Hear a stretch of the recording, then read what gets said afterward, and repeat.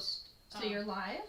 Hi guys, we are live. We're just finalizing some of the last minute camera audio things. If you're logged in and you can hear us and see us, just give us a thumb up that we know we're doing everything right at this end that we can. So I'm just going to wait and hear back from everybody. I could doodle. Yep, you've got audio, you've got video. I'm going to send you the link and... The last few minute finessey things and we'll get started.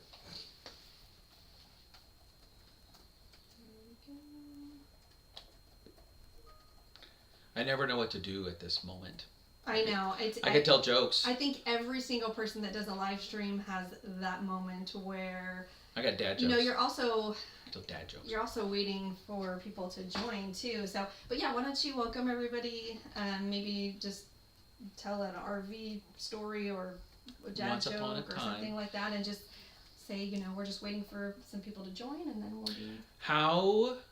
Okay, this is one I used to tell years and years and years ago, and now this one seems to have become, everybody knows the answer to this one, but what do you call a deer that has no eyes? A no-eyed deer. Okay. How do you get down off an elephant? You don't. You get down off a goose. What do you call a boomerang that doesn't come back? A stick. You cannot run in a campground. You can only ran because it's past tense.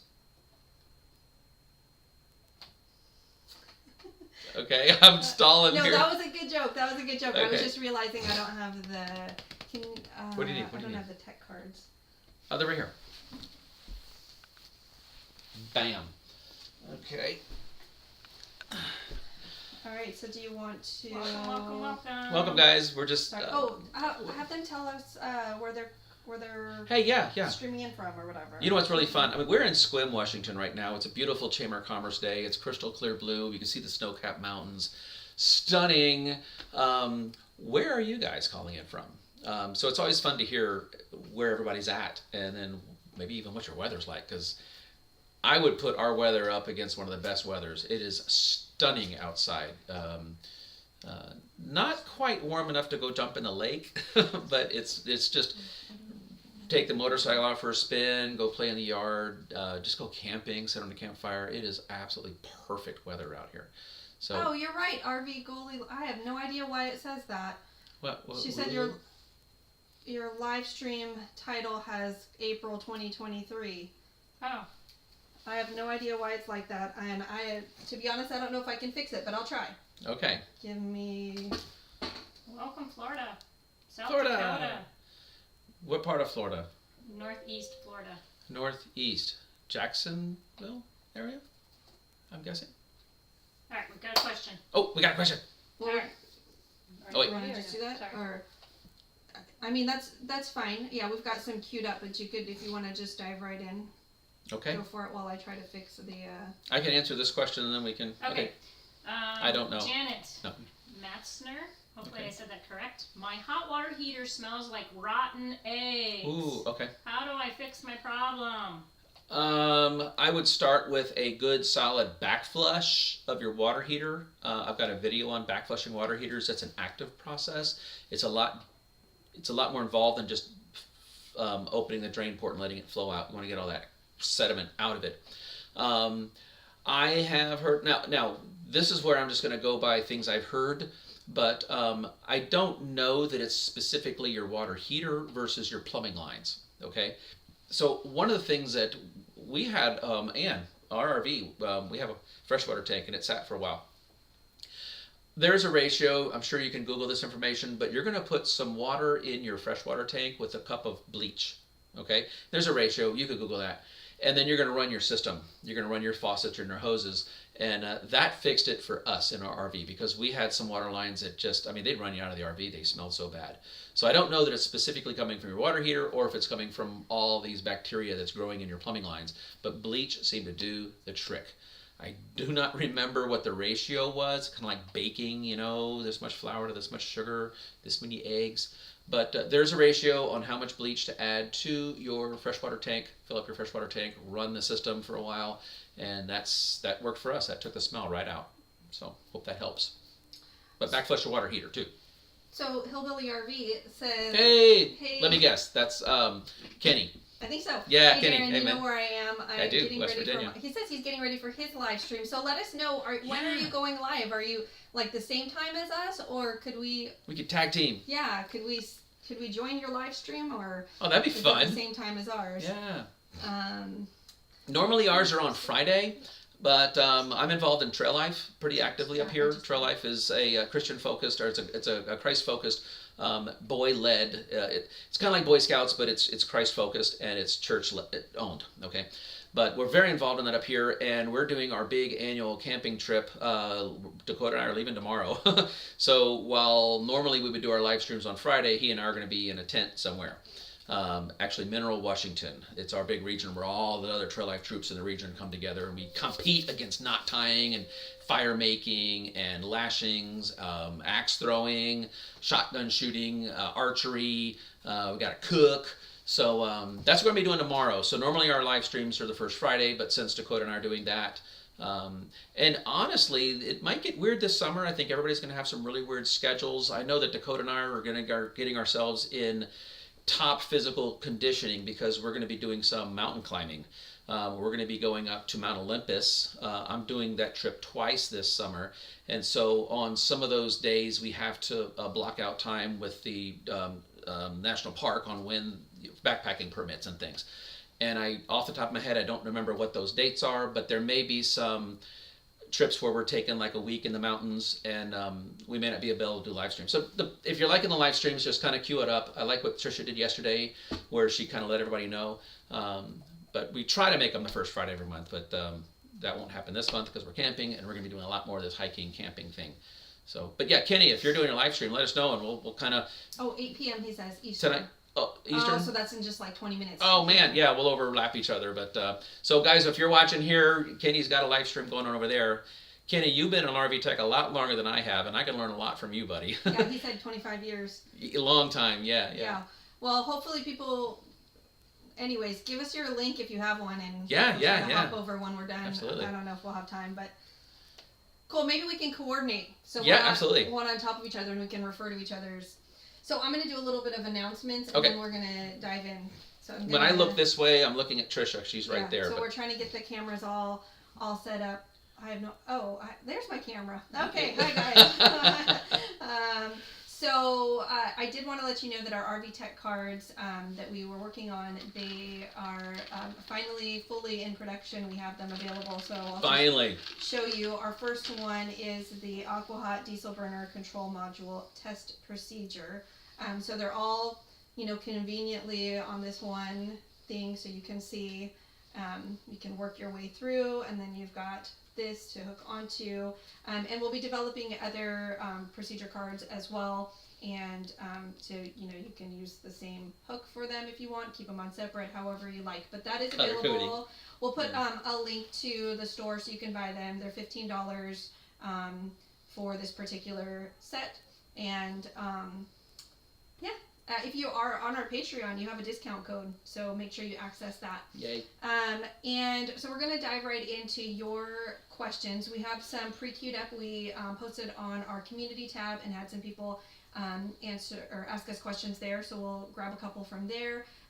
We had a couple left over from the last live stream. We might include those in, and so we have some pre-queued up. But if you have your RV related questions, go ahead and post them in the comments, and we'll start tracking those and asking those to Darren. Helpful information: if you provide the manufacturer and model number, so if you're talking about a water heater, just let us know it's a Suburban and what the model number is. That will help Darren in formulating an answer.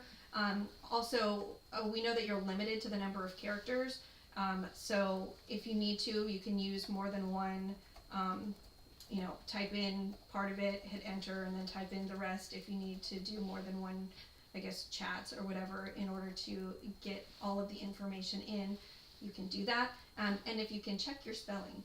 So, I mean, it's not that we're offended by typos, but sometimes it can get hard to understand depending on what like autocorrect did to your statement.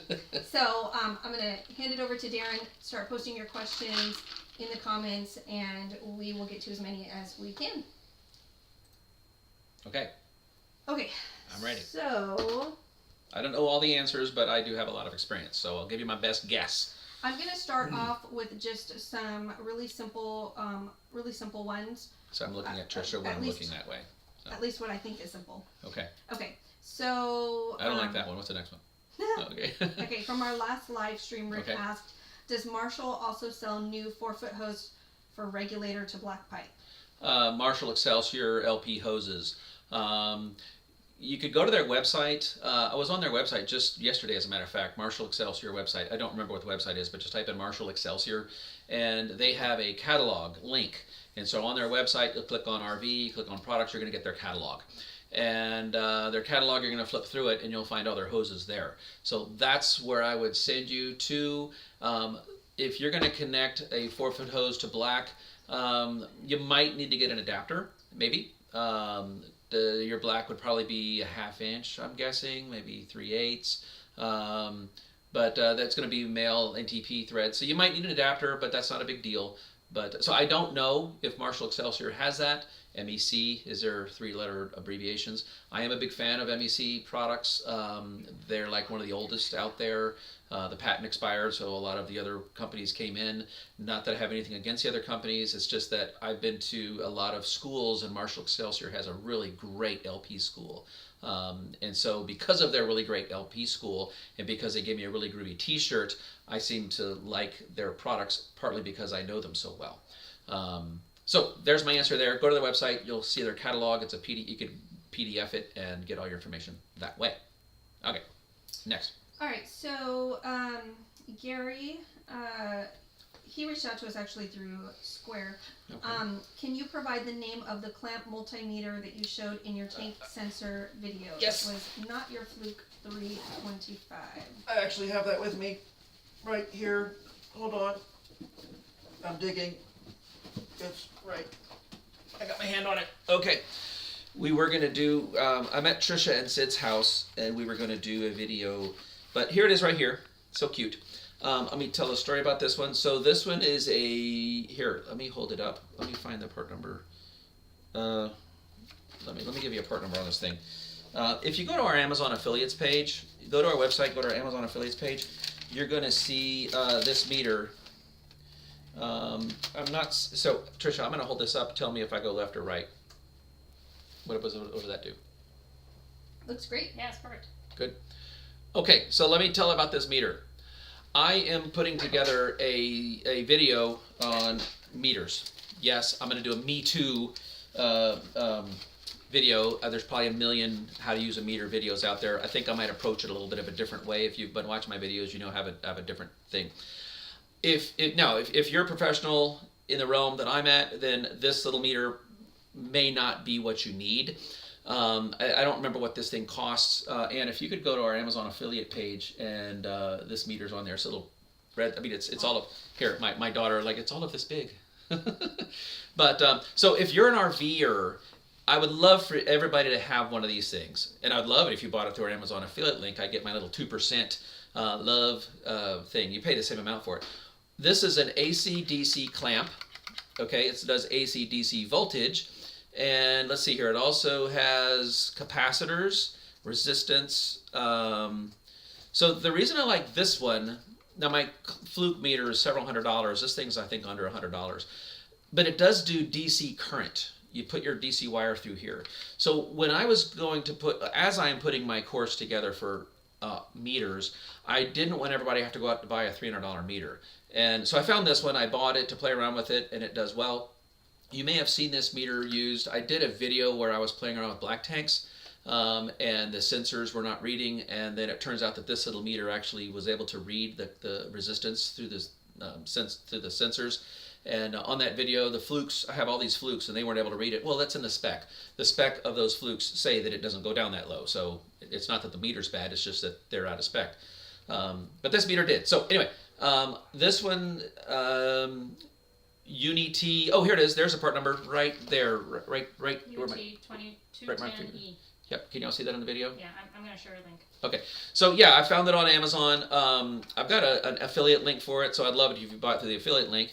But so it's a great meter for anybody, and it comes in a nice little package. But yeah, so as I'm teaching that class, yes, I have thousands and thousands of dollars in meters, but I'll probably be doing a lot of it with this guy right here. Just because it's affordable, and I want everybody to be able to have a meter and not be priced out of the market on it. So there it is. Okay. And it's so cute. All right. So, let's see. Okay, so Gordon says, I just watched your video of replacing the large window in a fifth wheel. You used a red plastic tool. Yep. Looking tool for helping remove the windows. Plastic chisels. Where did you purchase those? Amazon affiliate link under hand tools. Okay, that's it. All right, we'll try to post some links on there. I don't think we have any right now. There's three of us that run the business back here: Trisha, Ann, and myself.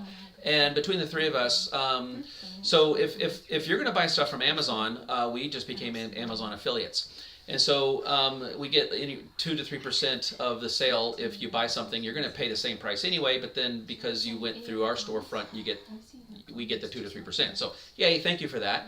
And so what we've been doing is, as we get time, we just keep adding more and more to that online Amazon store. Okay. And so I do my best to kind of group those things into things that make sense to me. So those are plastic chisels. Harbor Freight's got them, but I don't make my 2% on Harbor Freight. So, but they're little plastic chisels, and the cool thing I like about those plastic chisels is they're plastic. Okay, they're not going to mar the side of the RV. We did a Schwintek. We had to take an H column off a Schwintek just yesterday evening, and I'm taking their alignment pliers and little plastic chisel, pop the thing right off, break their seal, come inside, do a hip check, the whole slide room pop right out. So I use those chisels an awful lot. But as they get dull, I've got a little shop, a little sanding belt, and I just turn on the sander and just kind of sand them back and give them to a nice chisel point again. And eventually they'll get down to a stubby, you throw it away. But so on our Amazon link, how do you get there? Well, you're going to go to myrvworks.com. You'll see those little orange buttons. You're going to click on one that says store, and then you're going to see one of them that's like, is it Darren's Tools? I don't remember. Darren's Tools list. Darren's Tool list. That'll bring you to our Amazon store. And there's quite a bit of stuff on there. And these are RV parts, tools, just all kinds of stuff.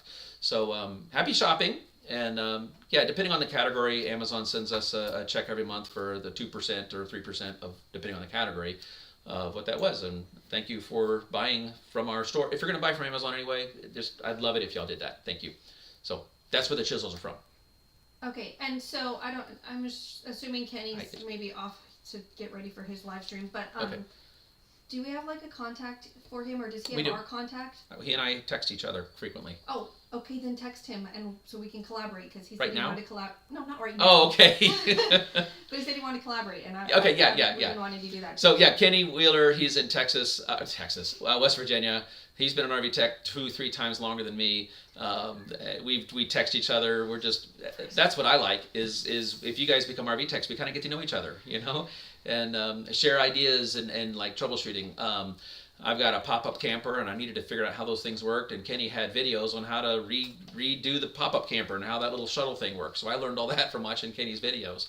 And so right. Yeah, I'll coordinate with him, and we'll try to combine forces here. We're having trouble putting links in, but we'll get there eventually, and maybe we can link to his channel too. Okay, so first question was from our community tab from Jim. Darren, have you ever dried out the saturation in the foam insulation from a Norcold 12XX, so an M1200? The folks at Ford Refrigerator Repair in Kentucky claim that once the insulation gets saturated, the fridge portion will rise in temperature, but the freezer stays frozen. I'm familiar with replacing the heating unit, but not exactly sure what drying process would clear up the saturation. Any thoughts? And he's from Bean Station, Tennessee. I'm going to back up what Ford says on their information. Those guys are phenomenal. They've been doing this a whole lot longer than I have. They know a lot more about refrigerators than I do. I'm very familiar with the ice dam. and it was in one of our most recent Zooms. So we have on Patreon, we have a Zoom tier for the $25 level tier where we go on live Zoom meetings with everybody. And it was during one of those Zoom meetings that we were discussing these refrigerators and this whole ice dam problem. I'm aware of the ice dam when on these refrigerators the moist air works its way, but I don't want to get too much in detail on this. I've got a whole video on it, but apparently when that ice thaws out, I've seen it where it works its way out of that cat box void on the back of the refrigerator and leaves white streaks down the back of the refrigerator. But what we've learned recently is that sometimes that water will work its way inside the foam of that refrigerator. And if it does that, the whole refrigerator is basically totaled. So no, I don't know how to dry that out. I've been familiar with ice dams for quite a long time, and but I'm only now learning that water, when it thaws out, does work its way inside that foam. So so if Ford's is saying that it's doing that, then I'm going to bow to them, because they know a lot more about this than I do. I know how to diagnose refrigerators and troubleshoot them and change out cooling units, but they take RV knowledge to a whole nother level, and they've got some videos as well on their school. I thought about going to their school, but I didn't want to specialize in recharging the cooling units. I just assume you go to their school and learn it, and then I will send you that business, okay? We do well enough just repairing them in the field, what we do, and buying cooling units and swapping them out. So I hope that helps answer that one. But so I'm going to land the plane on that one. Okay. Peter says, hey, from Vancouver, Canada. Hey, I got my enhanced driver's license recently, so I'll come visit you. Whether it's here too. I'm wondering, and I don't have an answer for this. I'm wondering, who do you refer people to that are near you when they have an Onan generator trouble? So Sequim, you know, if I'm in or Sequim, somewhere in our, I guess, Olympic Peninsula area. Yeah, I don't mind telling you. So in our area, I don't do generators. I used to, but I don't do it anymore. It's a whole. I just like my whole trailer by not doing generators, because I don't have to carry all those mechanics tools. I don't have to carry the air filters, water filters, and all this kind of stuff. So some of you guys like generators and you want to carry it, fantastic, go for it. In our area in Sequim, there are two RV shops that I would recommend. There's one here in Sequim called Eric's RV Performance Center. They're located right here in Sequim, Washington, right behind the McDonald's. And so they're the ones that I send. Any RV area in our area they needed to have generator work, I send them to Eric's RV Performance in Sequim, Washington. If they're closer to the Port Angeles side, I send them to Mobilt, Mobilt, Mobilt. They're on the top of Tumwater Truck Route there, right on the west side of Port Angeles, and Ed there works on generators as well. So Mobilt in Port Angeles or Eric's RV Performance here in Sequim, those are the two that we recommend generator work to. All right.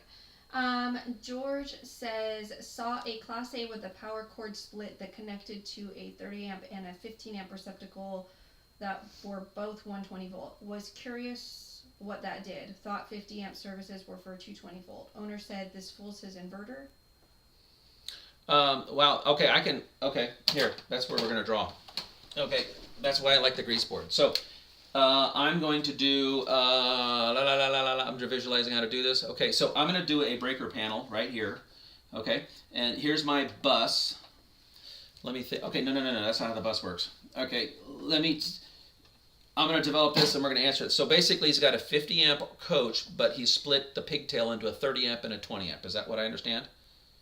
I'm sorry, let me look at the question again. Okay, so saw a Class A with a power cord split that connected to a 30 amp and a 50 amp receptacles that were both 120 volt. Okay. And George is live, so maybe if there's a question, maybe George, you can clarify if there's. I got to draw this. I'm doing my. Hold on, I'm going to do this way. I'm making this up as I go, but anyway. Okay, blue is going to be my A leg, and black is going to be my B leg. So on your 50 amp, here's your 50 amp receptacle. Can everybody see this? Am I in shot? Yep, you're looking great. So this one's ground. This one's going to be my B leg. This one's going to be my A leg, and this one's neutral. Okay, so this is what the RV sees. Okay, so when I plug in, this A leg is going to feed every other breaker spot, and the B leg is going to feed the every other breaker spot. So that means that if I have a double pole breaker, then this one's going to be fed by A, this one's going to be fed by B. Got it? Great. However, RVs, there's a sticker next to this thing, and it says that it wants, there's no loads in your RV that are 240 volts, nothing. Okay? So the reason on the RVs they have an A and a B side is to shed loads. Okay? When I was traveling around the country, staying at different RVs, you would expect that the pedestal would have an A phase and a B phase. That's what you would expect. And you would expect that these phases being off 180 degrees from each other. Okay? And that's where you get your 240 volts. That's what you would expect. But there's been quite a few RV parks that I go to, and I take, don't tell anybody this, but I would take the panel off, and they would have taken just an A phase and daisy chain the A and the B. Okay? That means that in your pedestal, they would have bonded the wire comes out of the ground, they would bond it to the A, bond it over to the B, go back into the ground. Okay? The RV doesn't care, because the RVs does not need 240 volts. Now, so understanding that, I'm going through this really fast. I might do a whole series on this. Would that be beneficial if I went in really deep into this? And I even made some little jumpers for it.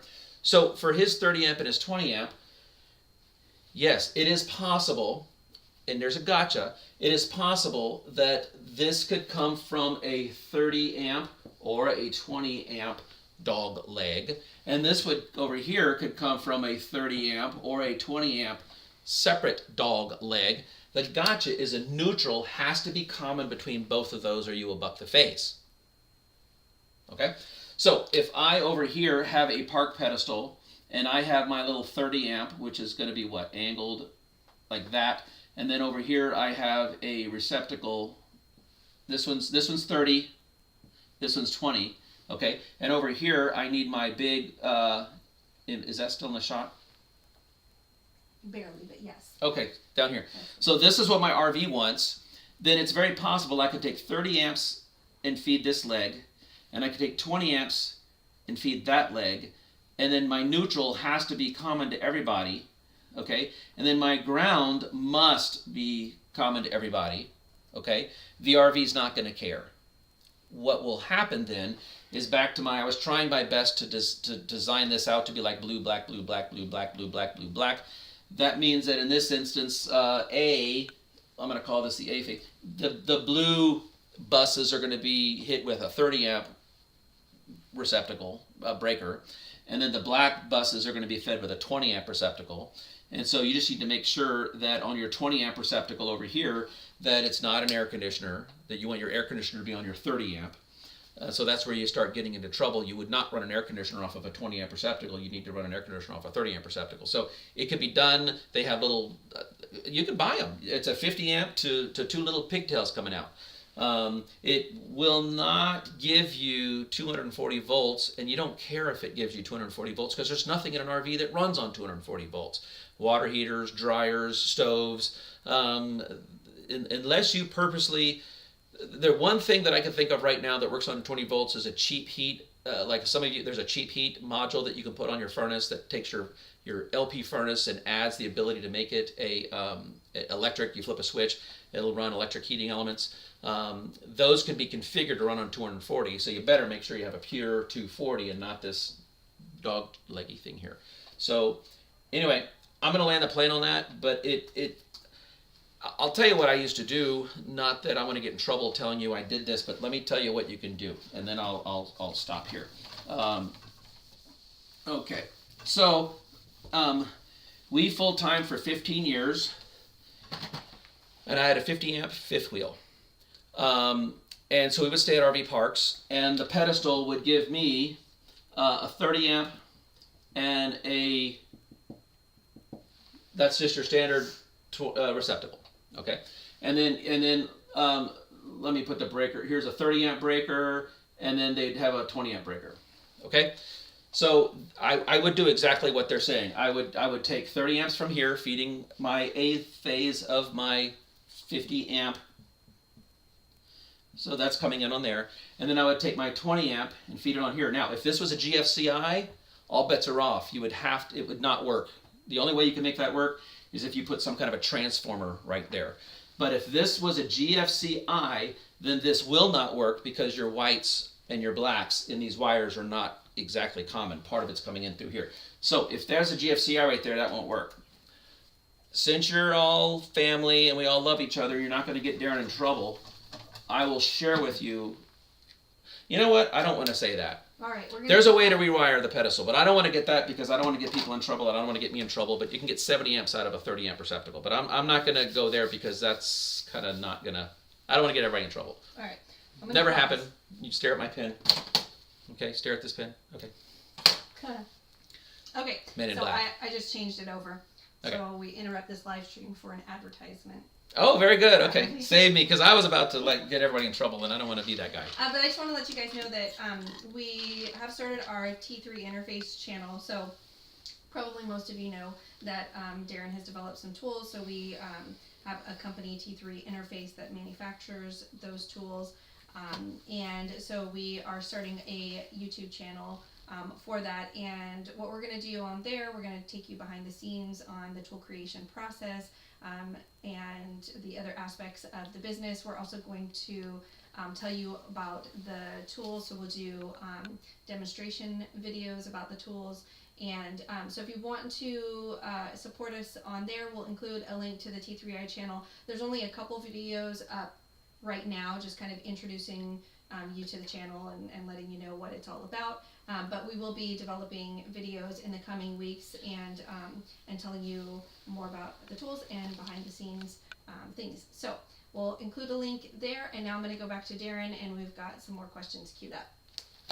Marshall Excelsior. Okay. Anne's trying to get the link for you guys. Is that what you were wanting? Marshall Excelsior. Okay. All right.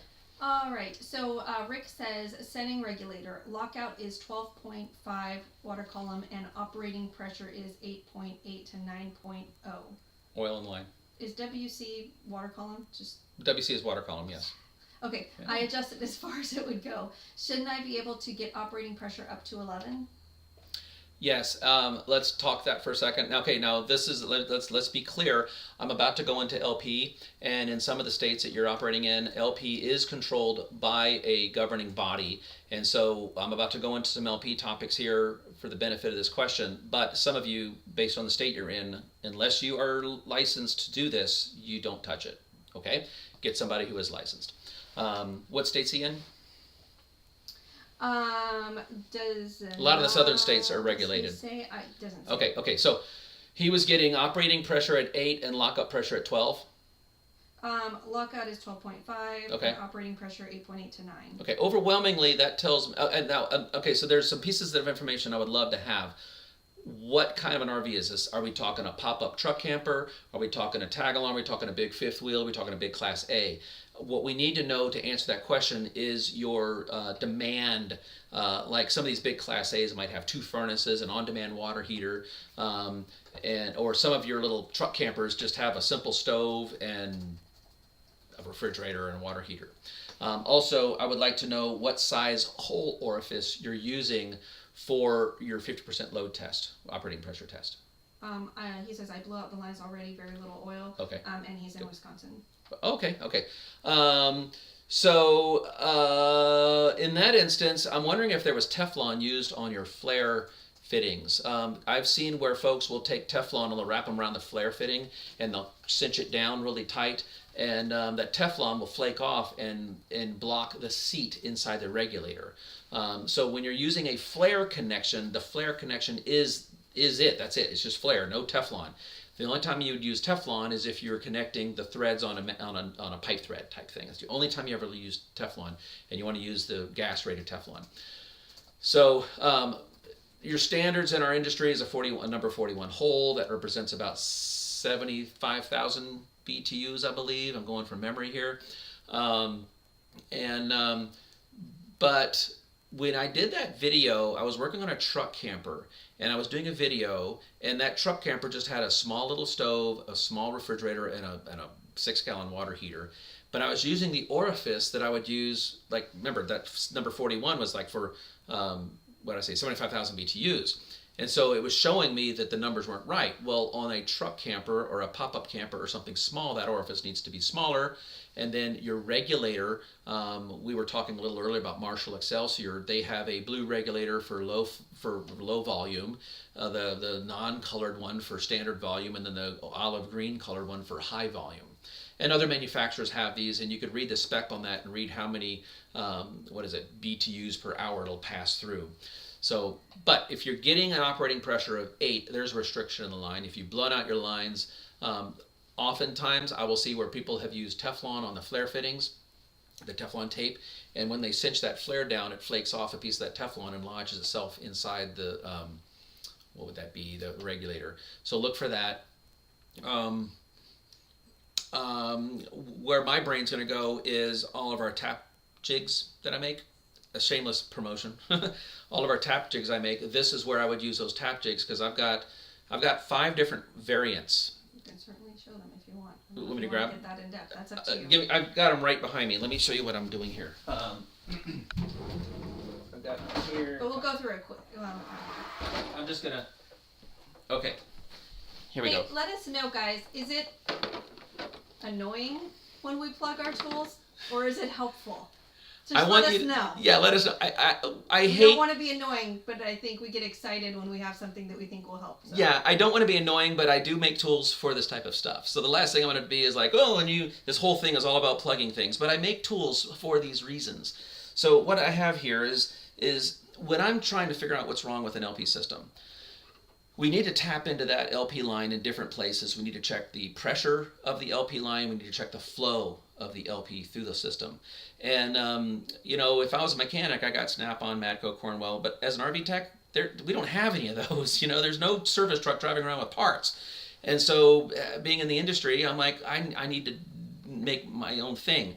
And so there's this drawing that's passing around where you get a cross and a little barb fitting, and you connect it on there, drill a hole. Well, I just took that and I made all my own stuff. Okay, so these are one that I've kind of thought through, and so I've got like 5 different ways to tap into an LP system that I've used myself as I've gone through my craft. And I'm looking at these. This is an older one, and anyway, I'm making them better and better and better. I'm investing more and more in the tools that I make to make these things. So when I come into the problem like you're talking about, 8 inches water column, I want to understand why.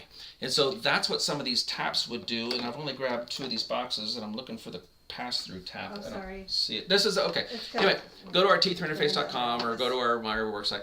You can learn about them. But this is where. Shisha, I feel terrible because you had these all nice and pretty, and now I've just made a mess of them. I really don't. But anyway, yeah, I don't want to be a shameless plug person, but no, they said it's helpful. I So do it's make keep tools going. specifically for what you're looking for. Okay, she's crawling all over the place.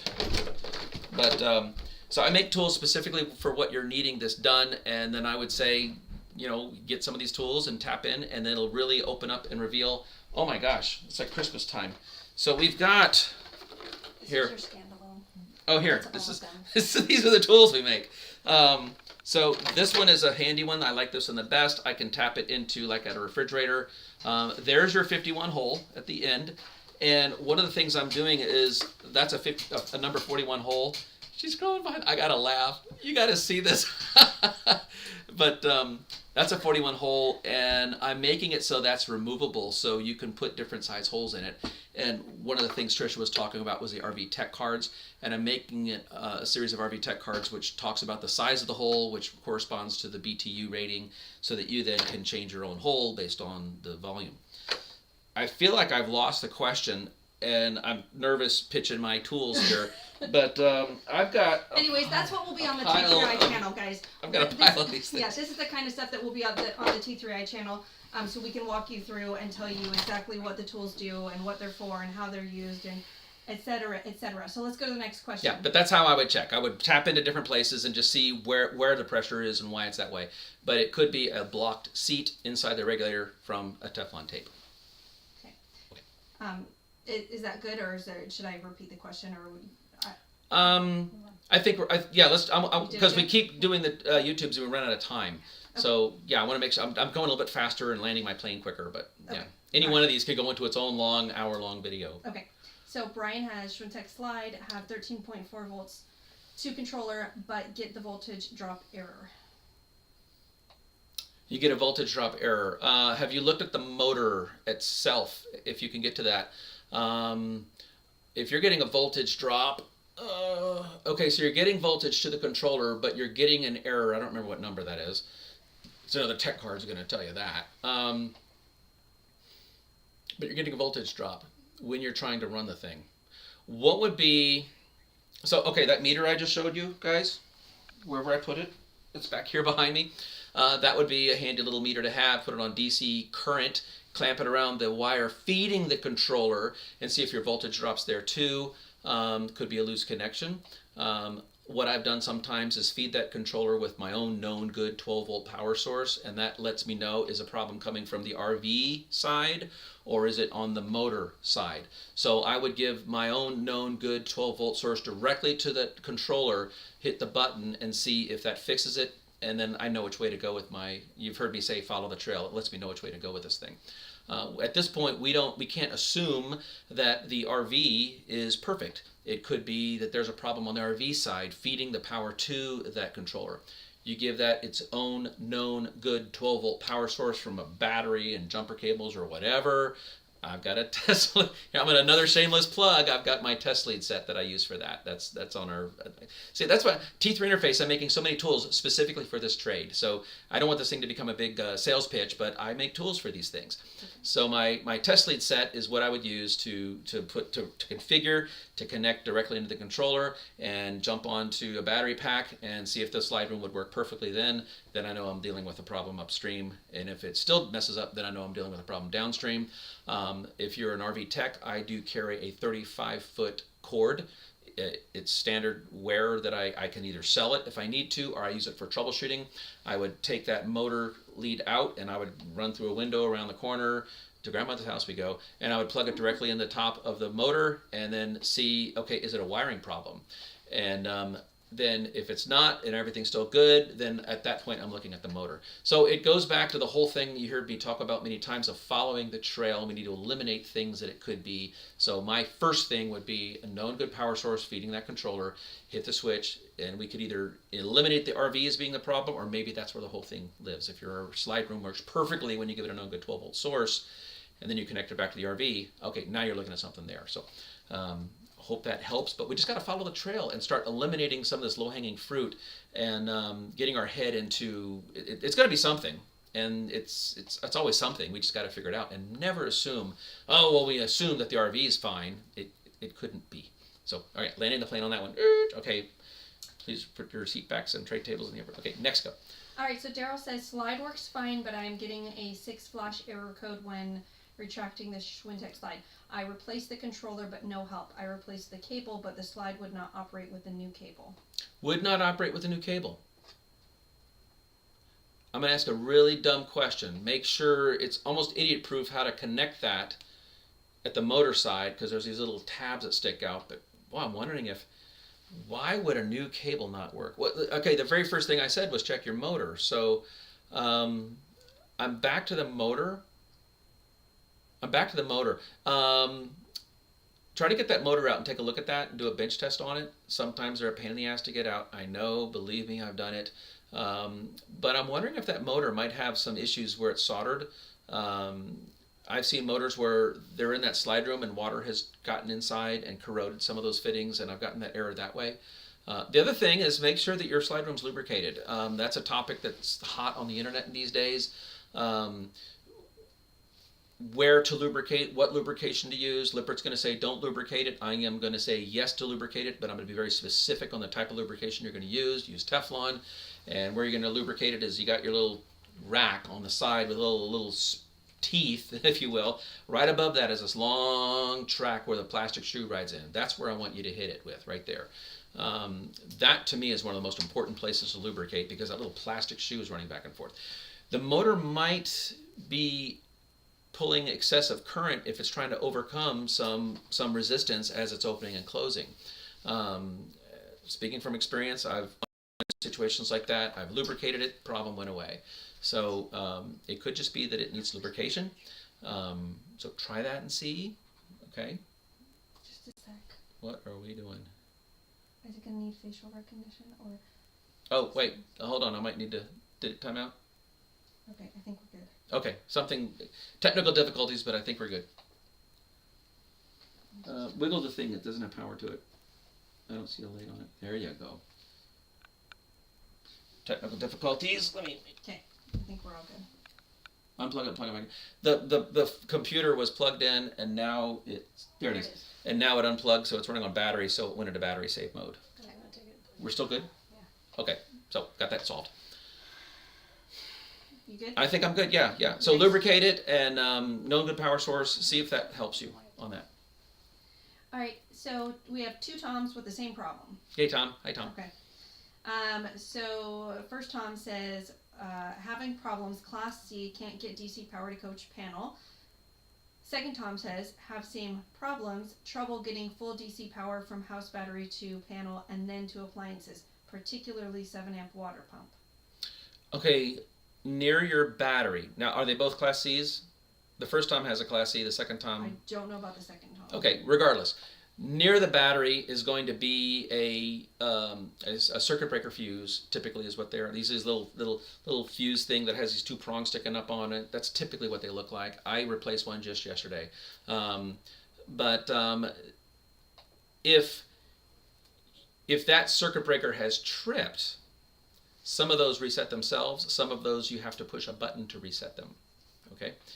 But if you're not getting power to or from your battery, right near your battery location, you're going to find a circuit breaker fuse or something to protect that battery and that coach. So look there, regardless of if you have a fifth wheel, a travel trailer, a horse trailer, Class C, any of those things.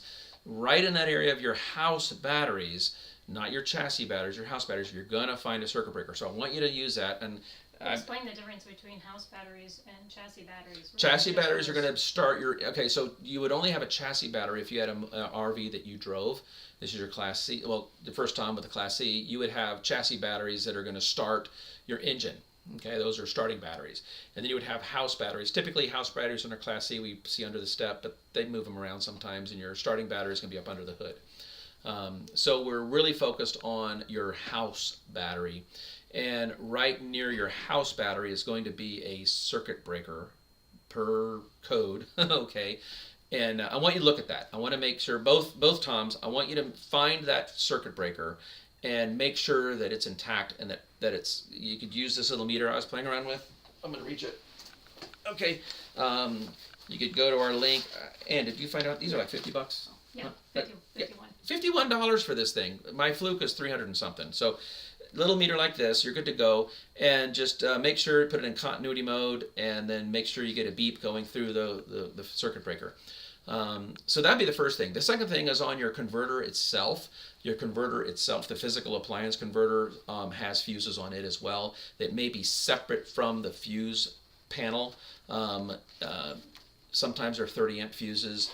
So I want you to make sure that the fuses on your converter, the actual physical converter itself, look for fuses on that as well. But it sounds like a fuse is tripped somewhere between your house battery and your converter DC bus side. So look in that area and see if you can't get that figured out. All right, Greg says, I'm an RV tech, been doing it for 3 years, Yay. learning as I go, no prior training, just figuring it out. Guilty. Do you think I should try some of the online schools or just keep figuring it out as I go? I can share my story. I am self-taught overwhelmingly. You can, another shameless plug, you can learn an awful lot from watching our videos.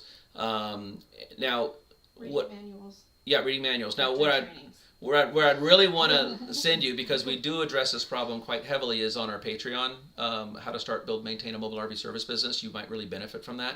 For those, the entry level on that is a $15 a month tier. Trisha and I, and we're going to get Ann involved on some of it as well, go really deep on a lot of these questions on how you get trained. I will share this information. It may not be the most popular, but we love each other. If you're going to start a business, you're going to have to get incorporated. I would recommend, Darren would recommend getting incorporated, getting insurance, getting a service vehicle, stocking your inventory, and all that kind of stuff. It's going to cost some money. At no point does my customer that I work on ever care that I am certified. They don't care that I'm certified. They just want to know, do I know how to fix it? There's a lot of resources online. I've been to a lot of classes online, and they don't care if you're certified either. So you can get, watch our videos. It doesn't cost you any money at all.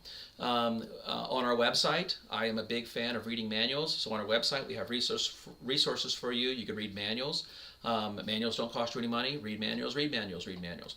And the way that worked for me is if I knew I was going to be working on a water heater, if I knew I was working on a furnace, and this was when I was brand new, I'd go read a manual, okay? And I don't need cover to cover, but just the parts of it where, it's already installed, so I don't need to read the installation part.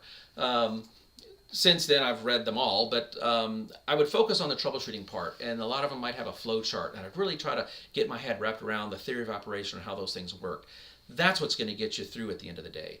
Not that you've got a card that says you're certified. So spend your money on insurance, spend your money on a website, spend your money on SEO, search engine optimization, start your own YouTube channel. One of the best ways I know to build your brand is to do seminars. These are free services that you offer at a campground, at a dealership, at a rally, at a storage yard, and let people get to know you a little bit, okay? And some of the questions that I would be getting from people, they're not paying me, so it's not like they're, come fix my furnace, you don't know what you're doing. I would do seminars for free, and people would be asking questions, and I may not know the answer right then and there, but I would make a note, and I would go learn that answer from a manual, and then I would follow up with them, and they'd be like, wow, you really followed up with me. So anybody out there that wants to become a mobile RV service technician, you're a MacGyver, okay? You have to be able to think on your feet, and in our series on how to start, build, maintain, we go through the traits and that a successful mobile RV service guy would be. We don't have the support staff of a foreman or the guy in the bay next to you or the parts gal or any. It's just you in the field, and you've really got to know your stuff. So I had two giant milk crates that I used to carry all these manuals with me for the first couple of years as I'm moving around and everything. And they got a lot of frequent flyer miles. And so I'd like, let me check something. I'd go back to my service trailer, I'd flip. Okay, that's what it is. So, and these RV Tech cards that Trisha was talking about, I'm trying to distill all of this detailed information out and put it on a little flip chart that you can put on it. So anyway, online schools are free. Dometic, Lippert has free training. You can go to Lippert training. Sometimes they come to a hotel. Just go to their website. I remember when we did that series on the Patreon for our patrons at the $15 and $25 tier, we spent one whole series on where to get training for free. Most of it's for free. Some of the manufacturers do offer it. But anyway, so jump in. Don't be afraid. Don't wait for all lights to be green. Yeah, keep doing what you're doing. Yep. And you can pretty, like, if you Google, it might take a little bit of hunting, but if you Google, you can find those factory trainings. I mean, that's all we did is we just took some time to Google everything and research it a little bit. Yep. Okay, do you want the next question? Yeah, let's go for it. Yep. I'm trying to go faster and get through more and more because we always seem to have questions left over at the end of the time. Well, we've actually gotten, I think, to everybody's questions in here, so I'm just going to... we had a couple more from the community tab. We only have 5 minutes left. So, okay. Elizabeth said, I have a 2022 Jayco. When I went to retract my kitchen slide, the one side moved a couple inches, but the refrigerator side, didn't move. Okay. So. Is this a Schwintek? Is it a? She doesn't say. She okay, says, well, keep going. Yeah. We are supposed to be at our seasonal site, but until we can figure out how to push the slide in so I can move the rig, it's stranded in a driveway. I unplugged motor 1 and 2, so maybe, but the slide is still powered. not sure how to free it up to push it in. So do you want us to just link that video where you talk about the hack, or do you want to talk a little bit here? Yes and yes. Okay, so no. So my question would be, from just distilling information, you're talking about unplugging motor 1. I'm hearing Schwintek. That screams Schwintek when you're unplugging motors. So were you getting any error codes? She's not live, I don't think. Okay, I'm not sure if she is. Okay, so here would be my thing on that. So your slide room's not coming in. So I would love to get a little bit more information. Is it moving even an inch or anything at all, or is it just stone dead? Because depending on if that slide room moves an inch, if it moves an inch, then you can inch it in. We did a short on, I called it the 2-step, in, out, in, out, or out, in, out, in, out, in. And it'll move an inch, move an inch, move an inch, move an inch, move an inch. You could do it that way. It sounds to me, though, that if it is not moving, I would look at the controller to make sure you're getting power, and if you push a button and it's not moving, then the next thing I want you to do is, if you're trying to bring it in, then I want you to push the out button twice and then try to come back in again. That kind of resets the fault, okay? So if you're trying to bring it in and it won't go, you're pushing in, and no joy, no joy, no joy. Just hit out twice, real fast, out, and then in, and it might come in again. She said no error code. Okay, so no error codes. I really need more information. So let me just work with this a little bit. So if you're pushing the in button and nothing at all, then go out, and then in, and you should get a little bit of movement out of the thing. If nothing at all happens, you really need to find your controller, maybe 2 people, and when you're pushing the button, you should see some kind of a status light on that control module. Even out, in, out. Move the thing around with your button to try to get it live. If nothing, you got to check 12 volts at that control module. You may have blown a fuse, okay? The other part that I had in my head, I've got so much Schwintek stuff in here, it's ridiculous. That's why I need more information, because I could talk for like an hour on what to do, but I might not be going in the right direction. Hopefully that gets her started. Yeah. We just have a few minutes left, so, Okay. and be rad. Yay, I think, yeah.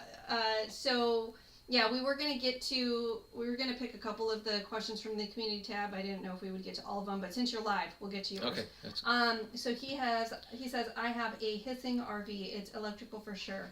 It started in 2018, and I used to move the DC wires on the converter around a little to stop Okay. it.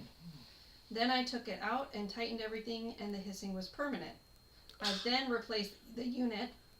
Everything works, but it will hiss still, and it comes from seemingly everywhere, i.e. wall sockets. I just can't identify how and where. I've replaced wall outlets and went without power for 3 weeks and unplugged everything, etc. It just moves and comes and goes, and I'm going nuts. Where do I even start? I've used an app that detects high-pitched sounds, so I know it's there. Okay. I guess meaning like He's not crazy. It's possessed, yes. It's really making that sound. Okay. But the app also can give direction, which also confirms it moves around. Oh yeah, he said it's not tinnitus. It's driving me mad. Okay. Any thoughts on where to start? Oh boy, if you've watched me and you've gotten to know me, I love these kinds of things. So my first question, do we know if it's an AC circuit or a DC circuit, would be a question. I would be curious if you have a thing called DC coupling or AC coupling on a DC circuit. I'd be curious about that. And so how would I prove that? Another thing you can do is you've got these apps, but get an old AM radio.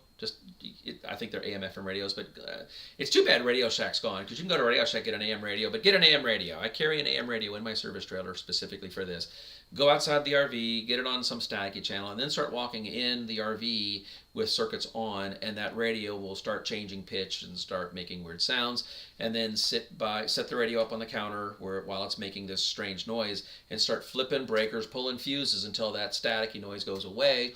Then you've isolated the problem to that circuit. Okay, what's on that circuit? And then you just start following the circuit. Follow the trail. Yep, follow the trail. We did one. It wasn't making a hissing sound. That's what's interesting to me. But you're going to figure that out by, if it's making the hissing but it's moving around, I like that radio thing, because the AM radio is going to pick up that electromagnetic flux in the air, okay? It'll move it around like a metal detector. And it works great, and you just sit on the counter and start flipping switches. But we had a customer, gosh, this was a couple years ago, And she swore that everything was, hers was a GFCI was tripping, and we replaced the GFCI. She assured me that everything was unplugged.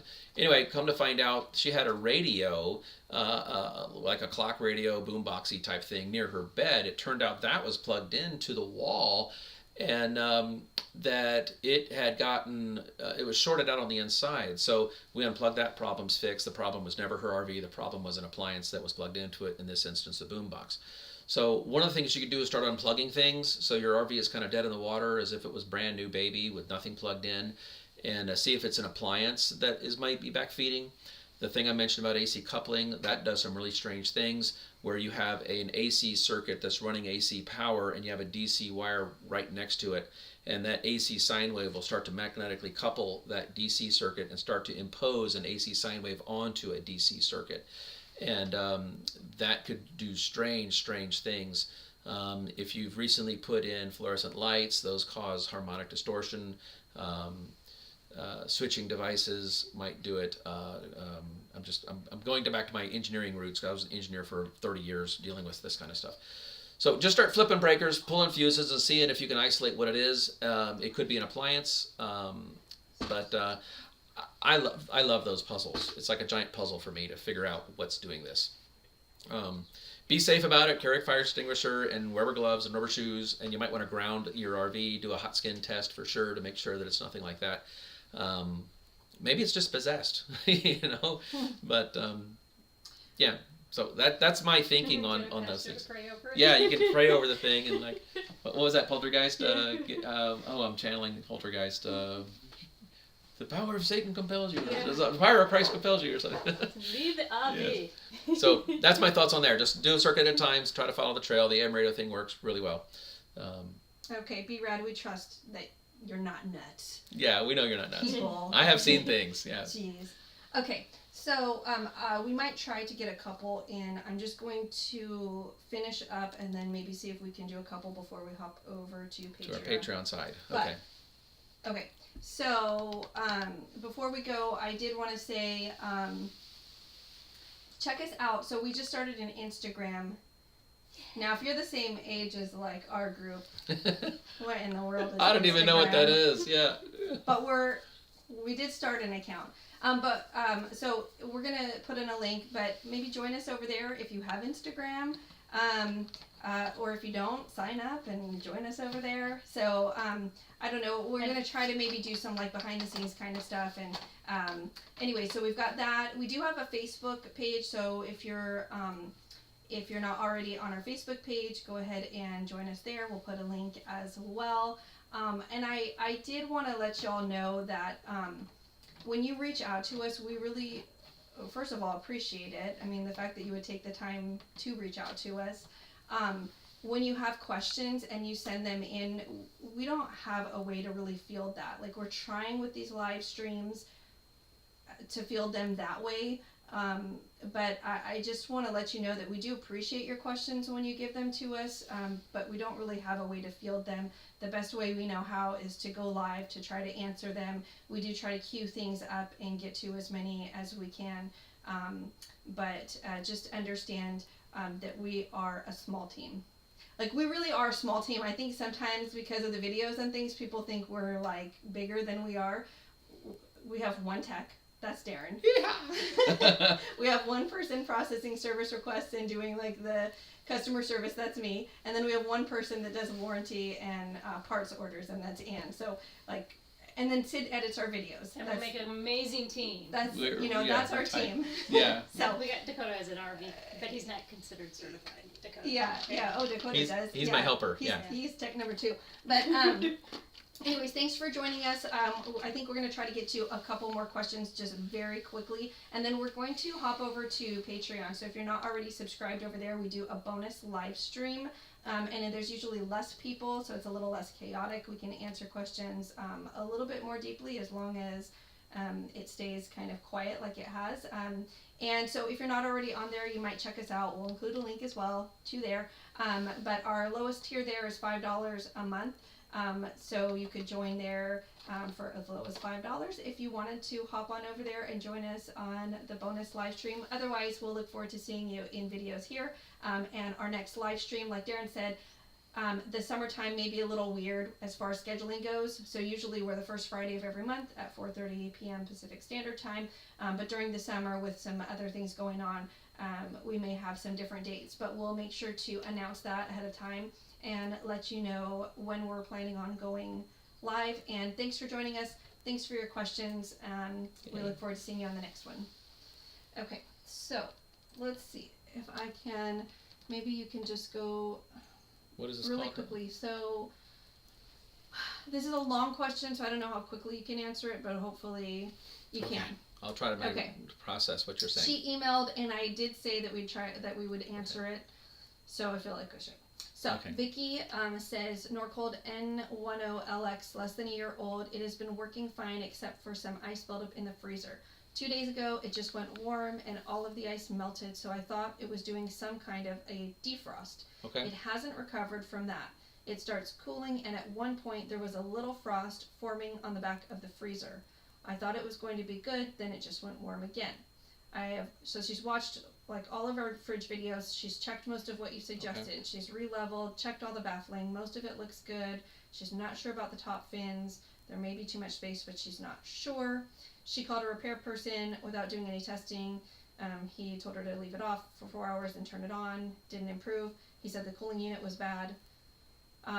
She says she's been through replacing that twice in her last fridge, so she's familiar with it. Doesn't feel like it's that, or at least not without any testing. I don't know. I just went and bought an OME tester. My thermistor seems fine. I have tried all different settings, but to no avail. It's now set on 9 and electric. This is the third day. It was at 60 this morning, gradually cooling to 44. Then at noon warmed up a few. It's now starting to cool down, and it's currently at 36 in the freezer. Not sure what to do next. Okay.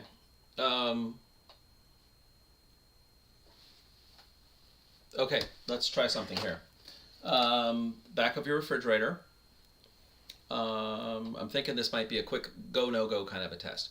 So in the back of your refrigerator, I don't remember if the N6s are, okay. So you're going to have a boiler up here, okay, and then you're going to have like an absorber vessel right there, and it's going to have this little line that comes out of it. And then coming out off of this thing, you're going to have these coily lines, something like that, okay. What I want you to do is after your refrigerator has run for a few hours, I want you to compare the temperature of that to the temperature of that. Just take your hands, okay? Take your hands and feel those things after your refrigerator has worked for a while. There should be about a plus or minus 10 degree difference, but if this is like 100, this should be like 90, somewhere in there, okay? If this side is really hot to the touch, but this is after your refrigerator's been running for a while, hour or two, okay? If this is really hot to the touch, but this is cold, then you have a blockage, okay? That means that this line, you know, he comes up and he goes to the rectification thing, goes through all your fins, goes into the high cooling thing, and then actually he comes straight down to the tank, and then the vapor works its way up, and then this thing comes back out here and then comes back up to the top. I got a video on how these work. It's fascinating. It's a giant chemistry set. They figured this out in 1852, guys. Come on.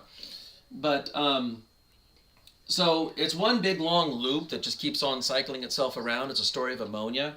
But if this is hot and this is not hot, there's a blockage somewhere in that cooling unit, and that's your quick go no go indicator if there's a blockage. Now, let's say conversely, this is so hot to the touch and this is just warm, then you have a leaker, which means somewhere there's a breach and the hydrogen has gone bye-bye. Hydrogen's out of there. And so what we're doing up in this area here is we're vaporizing the ammonia into hydrogen, which is like a multiplying effect of cooling. But if there's a breach, then the hydrogen left, and the ammonia is boiling into nothingness, and this gets so hot you can't touch it, and this is just warm. So warm, super hot, leaker, hot, cold, blockage, same temperature, then I would be looking at what we would call an ice dam, or I would be looking at seals on the inside. They're magnetic seals that when you close your door, the magnetic seals are supposed to magnetically couple, and you might get crumbs or something in there, and you might have air going in. The other thing we talk about frequently is ventilation. Where I get ventilation is where your freezer compartment would freeze, but your refrigeration compartment never really gets cold. That would typically be a telltale sign that the ventilation of the backside is not correct. I've got a lot of videos and a lot of knowledge that we've shared on the chimney going up the backside. I've seen brand new, right off the factory RVs where the chimney was not correct. And we really, really, really need to get the air through this condenser fan. Do not pass go, do not collect $200. Come up through here. If you're going to add fans to your refrigerator, you do not add fans down here. I'm making a mess of this, but if you follow along, you'll find the fans go above the absorber vessel. So let me change colors. If you're going to add fans to your refrigerator, you don't add fans down here, you add fans in this area, right in here. You want to blow the air through the condenser fan, okay? And you do not want that air to take any shortcuts. If you cannot scrub the air off of this cooling unit condenser fan, you will have performance issues. If your refrigerator is working okay right now and you've got this major breach, imagine how good it can work if you actually made the chimney like the manufacturer of the refrigerator said. So we're going with what the we're going with what the refrigerator manufacturer says is a proper installation, not what your RV manufacturer says is a proper installation, okay? So those are the 4 takeaways. Feel your temperature. If this is super hot and this is cold, blockage. Feel the temperature. If this is super hot and this is warm, leaker. If they're both similar in the same temperature, everything should be fine. On the cooling unit side, you don't have a leaker, you don't have a blockage. Now we're looking at an ice dam. I've got a video on ice dams. If it's not, now you'll see streaks. We talked a little about this a little bit earlier in this session here, but you might see little white streaks coming off the back side of the refrigerator here. Because any ice that got inside of this cat box area that thaws out might work its way down. A lot of times you'll see that as white streaks. You might also see where the refrigerator is on the ground. It may not be wet right now, but you can see that it has been wet and maybe there's some rot going on down there. That would be an indication of a ice dam, which means your cooling unit's fine. It's just that the way that it's put into the carcass of the refrigerator is not. And then also check your ventilation so air going in is scrubbing the heat off of the condenser fans. And so those are some things, and I've been promising, and I'm going to do this. I've got my hands on a couple refrigerators that I'll be going through some videos on, some slicing and dicing, showing and telling. I've got a lot of data loggers. We're gathering information off of refrigerators and sharing with you how they work. I think that'll add a lot of value. But anyway, so there you go. Temperature. There's my 30-second answer on how to diagnose these things without going into too much detail. Okay, thank you. Done. Okay. And I know there's a couple more questions that we've gotten that we ran out of time. The other way that we're trying to address these, not that we're necessarily going to get to these particular questions there, but we also started the fireside chat. We did our first yes, our fireside chat. Let us know if you like that. Yes. So, anyways, thanks everybody for joining us. We're going to hop on over to the Patreon side of things, so feel free to join us over there. If you didn't get your question answered over here, you could certainly join us over there and ask it. And we usually are able to get to everybody's question over there. So take care. Okay, thanks for watching, guys. Let me see if I can pull up really quickly if I have our next one scheduled. It's going to be, what is this? So, yeah, actually we will be. So Friday, that's my son's birthday. He'll be 19. Friday, July 7th at 4:30 p.m. Pacific Standard Time is our next planned. I don't think. I know I'm hiking up to Mount Olympus later in the month. Yeah. Yep. So we should be. I'll be tired. Should be regularly scheduled. If anything changes, we'll let you know. Okay. All right. Thanks, guys. See you next time. People. Bye. Bye. Maybe.